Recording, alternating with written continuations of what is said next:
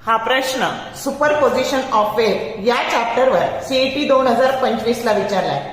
In sonometer experiment the frequency of a tuning fork used is 288 hertz. Harmonics will not be produced at the frequency. Option A 288 hertz, B 576 hertz, C 844 hertz and D 864 hertz.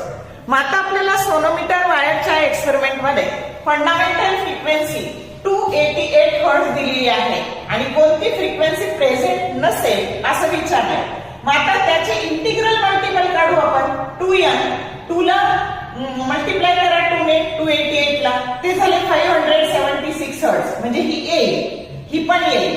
आणि 3n तर ती येईल 3 into 288 that is nothing but 864 hertz. मग आता हे सगळे option तिथे आहेत, मग कोणता ऑप्शन आलेला नाही तर सी ऑप्शन आलेला नाही, म्हणजे 844 हर्ट्ज ही फ्रिक्वेन्सी तिथे प्रोड्यूस होणार नाही. समजलं का? तर शॉर्ट व्हिडिओ आवडले लाईक करा, शेअर करा, कमेंट करा.